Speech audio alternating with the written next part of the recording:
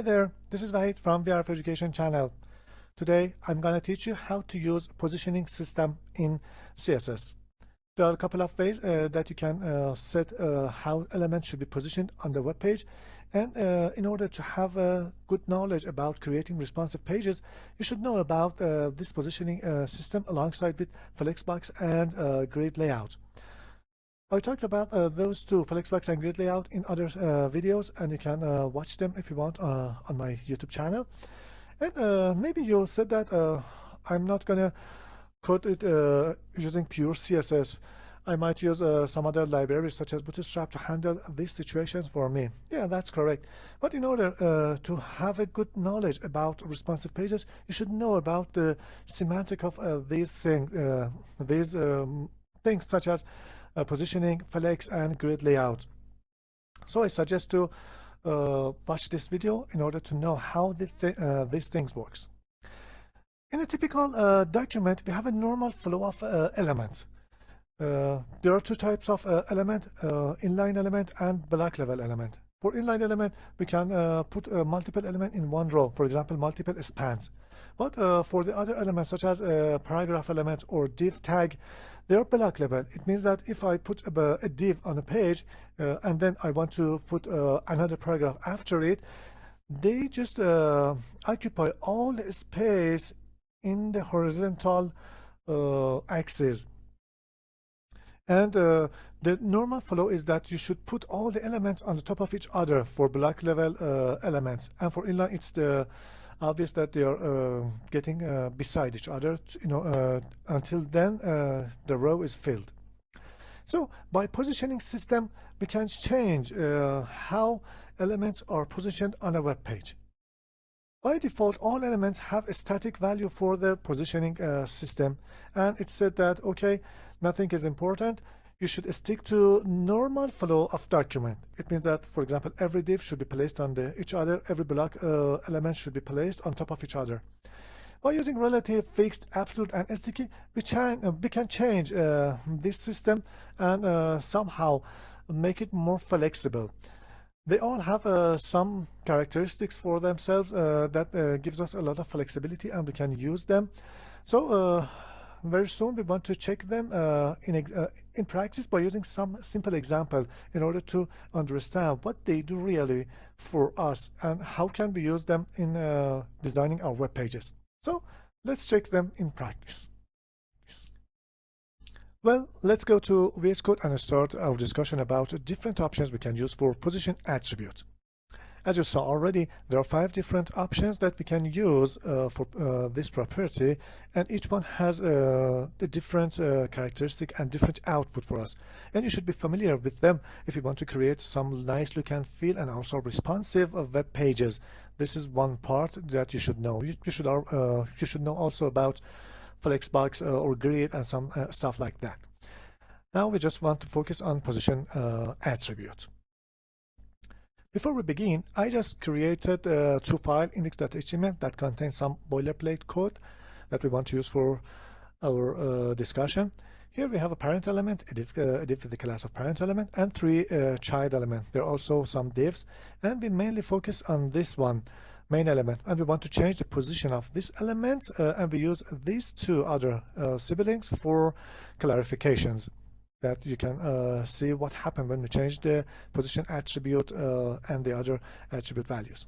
And also I installed an extension here, preview on web server. You can install it and then just right click inside your HTML file and go down to the bottom of the menu and use preview on side panel. You can see the result of changes live on the side panel. Now let's go to style.css. Here we have nothing, and we want to add some CSS classes to just change the position of the main element. The first option, that is the default value for this property, is static. The element is positioned according to the normal flow of document if we set the static for their position attribute. If you look at here, we have 2 different divs. They each placed on a separate row because they are blocked or block level, and each one has its own space and also own row. And this is the default behavior of static value for position property. And with a static attribute, some other attributes such as left, top, right, and bottom are not going to affect the position of that element. What does it mean? Let's create a class main-element. Here I want to explicitly set the position to static, and this is the default one, but I want to mention it explicitly. And here I just want to change the left attribute to 10 pixel, or let's change it to 30 pixel to view it more obviously. And again, to change the bottom one, the bottom attribute to again 30 pixel. And I want to change the background color to blue. Also add a padding to 10 pixel. And let's do the same thing for sibling element. Let's also create a class for sibling elements, and then padding to 10 pixel, and let's add background color to light blue, and also change it to yellow because blue is somehow. So there it is. We have 3 different divs. Although I set the left and bottom attributes explicitly, they did not affect the result, and they did not change the position of this element, because this is static positioning and it remains unchanged in the normal flow of a document. The next option for position is relative. So what's the difference between relative and static? If we just commit these two attribute and save, we can see the output doesn't change, because if you don't use left, bottom, and top and right attribute, relative is somehow is the same as static. The elements remain in the normal flow of the document and some space allocated to that element. But the main difference is that we can use left, top, bottom, and right attribute to change the position of the element with regarding to the position that it gets in the normal flow of the document. So if I saved it, you can see the element move to left 30 pixel, and also the bottom move 30 pixel to the top because of these two values. And the reference of these changes are the location that this element got in the initial flow of the document. So we can change the position of relative element with left, top, bottom, and right attribute. But again, take care about it that the initial position that allocated for this element remain unchanged, and this is somehow reserved for this element, but I am going to change its position or add some offset to it. This is the main function of relative for position.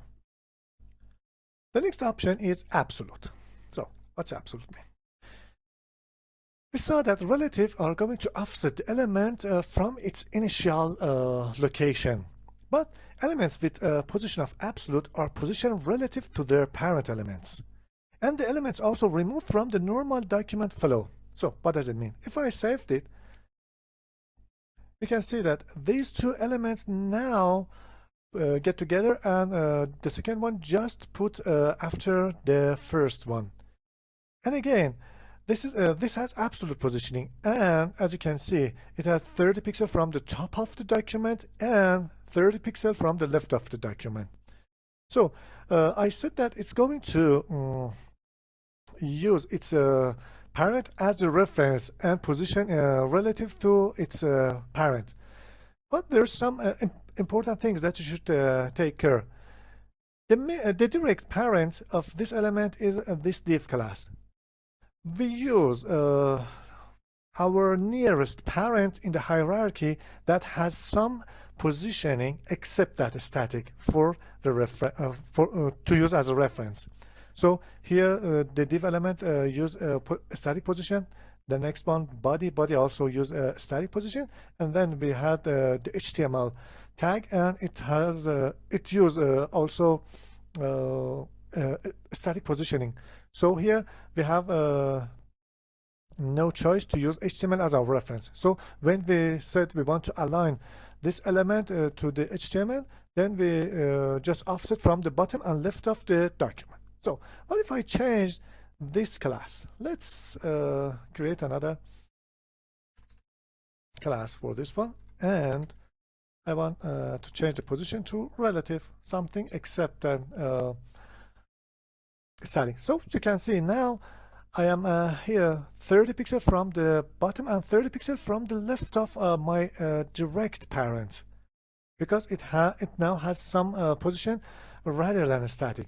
So you should take care about this item when you are going to use absolute positioning. Absolute positioning going to set the position absolutely relative to one of the parent in the hierarchy that has a position value rather than a static one. And I want to mention it one more time. When we use absolute positioning, unlike relative positioning, there would be no any pre-reserved space for this element in the normal flow of a document. Take it in your mind when you want to use absolute positioning. The next option is fixed. Fixed somehow similar to absolute, but when we use fixed, we are not looking for any parameters in the hierarchy that should have some positioning rather than static. When we use fixed, it always aligns itself or offset the elements from the HTML tag, the main tag of the whole page. So you can see I'm now, although my direct parent has a position of relative, but it doesn't matter.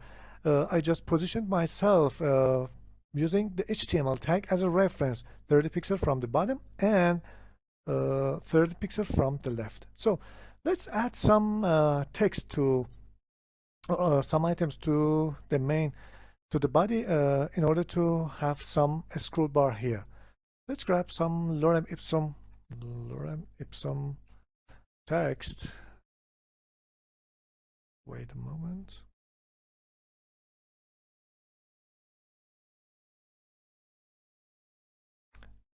Let's create another development here, and I want to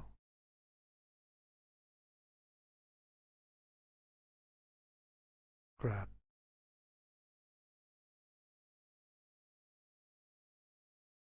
some lorem ipsum text here. Now you can see I have a lot of text here, and the scroll bar appears, but even if I scroll the page, this item remain fixed, 30 pixels from the bottom and 30 pixels from the left of the screen or the page. And this is good for some scenarios when you want to have something fixed on your pages. For example, go to the top button can be used using this positioning. You can always put that button here. When it clicks on that button, go to the top of the page. And this is the functionality of fixed positioning system. Now let's get rid of these, and now let's go to the last and the most important one. Sticky is somehow a combination of a relative and fixed positioning system. It says behave like a relative position element until a certain scroll point, and then change your position to fixed. What does it mean? Let's change it to sticky, and then these two are not important. We can get rid of them, and I saved it. Now, as you can see, this element looks like a static or relative one. It just appears in the normal order of the document or normal flow of the document.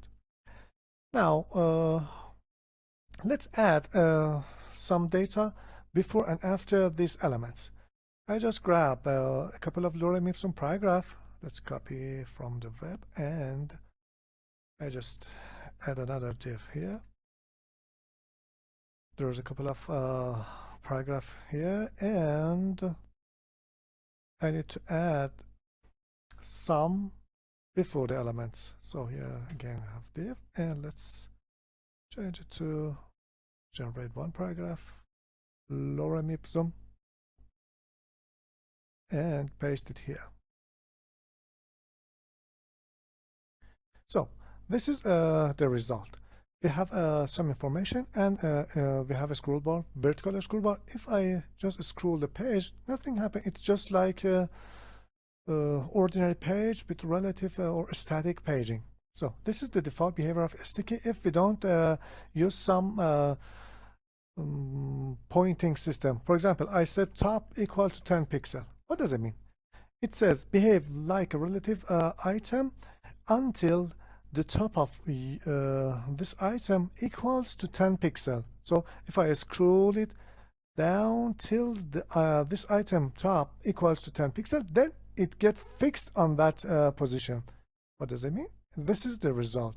So this item, because is on the top, because top of this item equals to 10 pixel, it just fixed here on the top of the page, and when you scroll, everything goes behind it. And if you want to have somebody look at it, you can change it to